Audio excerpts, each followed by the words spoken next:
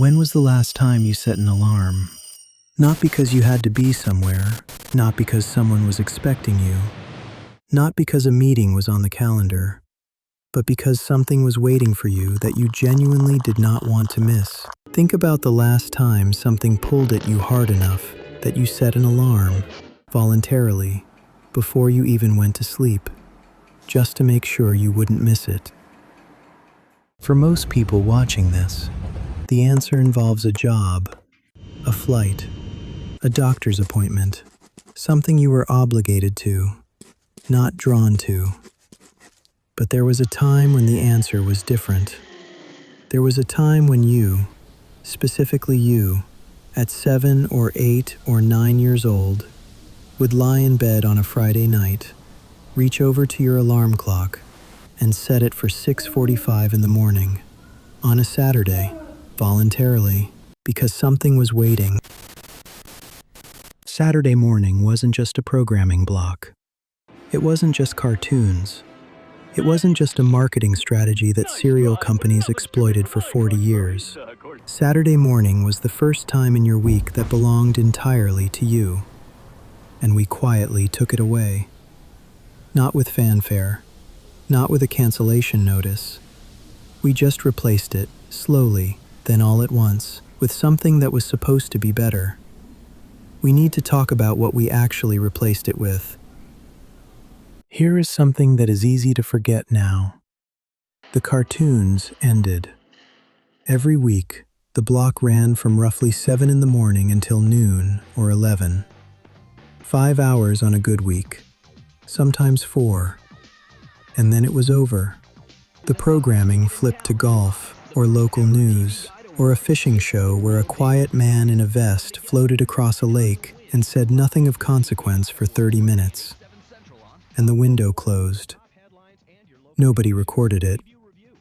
DVRs didn't exist. VCRs were technically available, but you were 9. You didn't know how to program one. Your parents weren't going to do it for you, and blank tapes cost $4.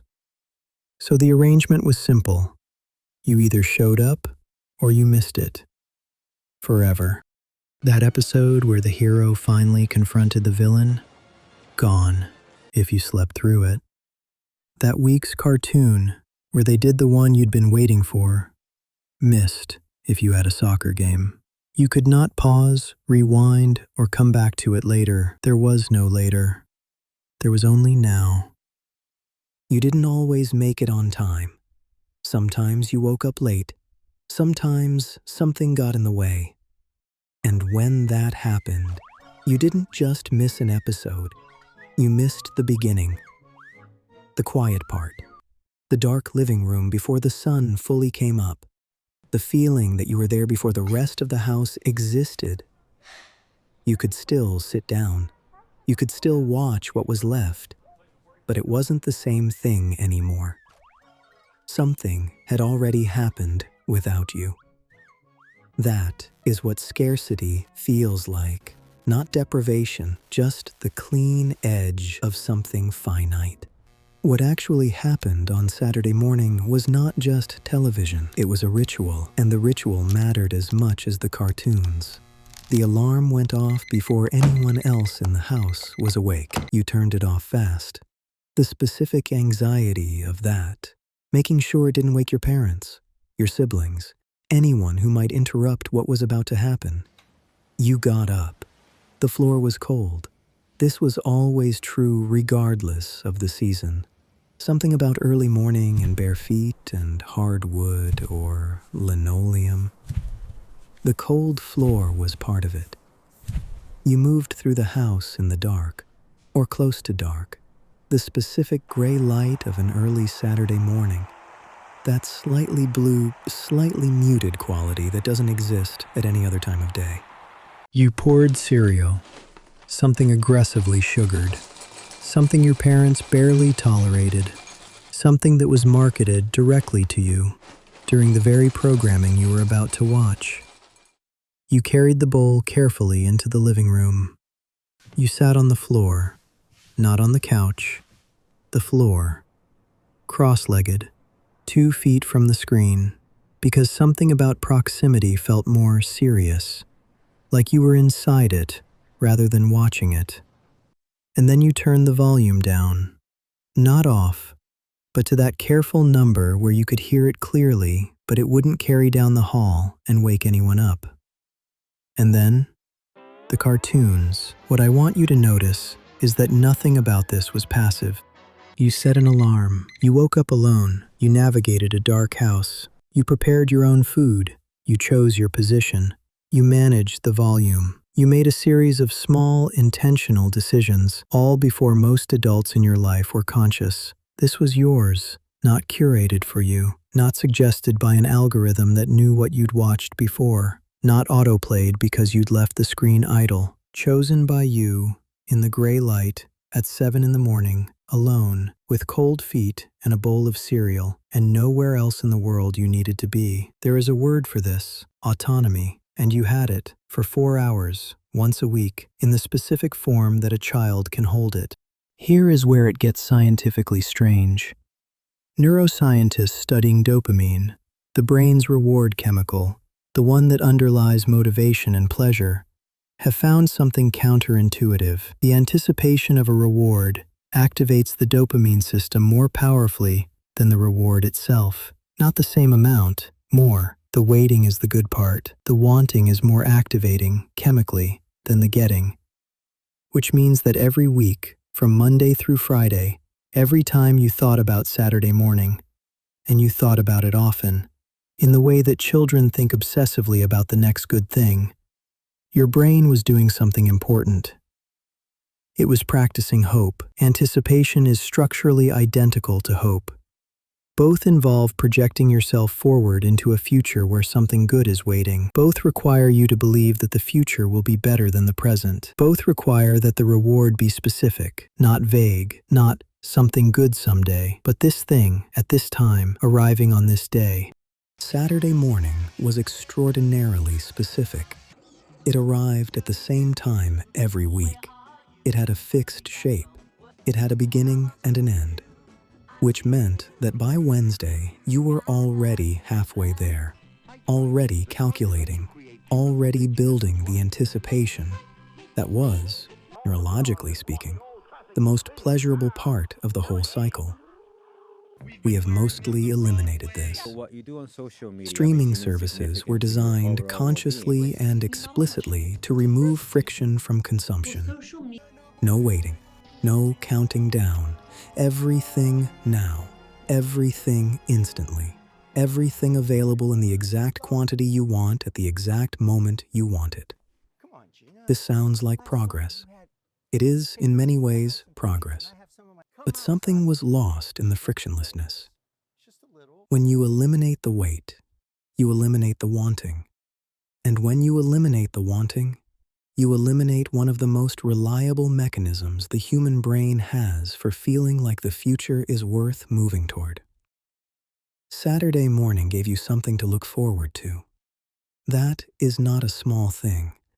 That might be one of the most important psychological functions a week can serve. Here is something strange to sit with. You didn't choose the lineup. You had no input. A stranger, an actual stranger, someone in a network programming office, decided what you watched on Saturday morning.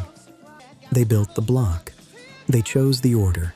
They decided which shows came before the one you actually wanted, which shows ran long and pushed your favorites back, which shows got canceled mid-season and replaced with something you'd never heard of. You had no say. None. And yet, you watch things you hadn't planned to watch, because they came on before the thing you were actually waiting for. You developed opinions about shows you would never have chosen for yourself. You stumbled into characters and worlds and stories that you hadn't sought out, because the schedule put them in front of you, before you were fully awake, and before you'd had time to reject them. This is what curation does that personalization cannot. It introduces you to things you didn't know you wanted. An algorithm optimized for your preferences will will always show you a version of what you've already liked. That is not discovery. That is confirmation.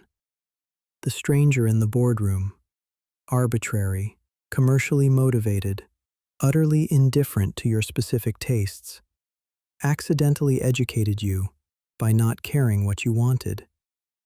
Some of the things you love most deeply now arrive through a side door you didn't open.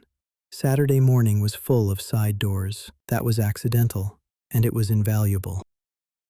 There was a last Saturday morning. You don't remember it. You didn't mark it. There was no ceremony, no acknowledgement, no moment when you understood what was ending. You just, gradually, then completely, stopped showing up. Maybe you were 11, maybe 12. Something changed in the social calculus of being alive, and sleeping in became cooler than waking up, and staying up late on Friday became the whole point of the weekend rather than a preparation for early Saturday. The cartoons kept airing. You just weren't there anymore. Nobody told you it was the last one. You didn't know to pay attention.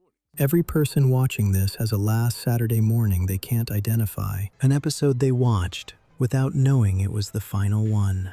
A bowl of cereal poured in the gray light that they didn't savor, didn't register, didn't file away. Because why would you? There was always next week, until there wasn't. This is one of the stranger griefs of childhood, the things that end without endings. The last time you played with a toy you'd played with every day for 3 years. The last time you asked to be carried. The last time you believed in something you would later stop believing in. These transitions don't announce themselves. They close like a door you never heard shut. The Saturday morning you don't remember is a door you didn't hear.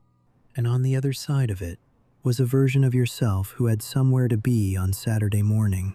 Something waiting for them that was worth setting an alarm for. The alarm you set voluntarily. Think about when you last did that. Not for work, not for an obligation, for something that pulled at you. Something you were anticipating, that had been waiting inside the week, that you didn't want to begin a day late on. That specific feeling, the alarm you set because you wanted to, not because you had to. That feeling is what Saturday morning gave to every child who lived inside it. It wasn't just the cartoons. The cartoons were the occasion. The real gift was the feeling that something in the week was yours, that a time existed with your name on it, that you were a person for whom specific things were worth getting up before the house was awake and the floor was cold and the light was that particular gray that exists only at the beginning of a Saturday.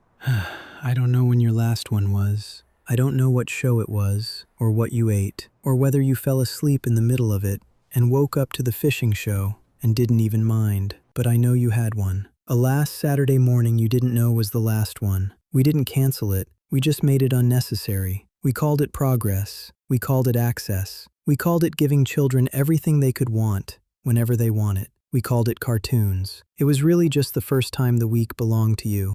Tell me the cartoon that made you set your alarm.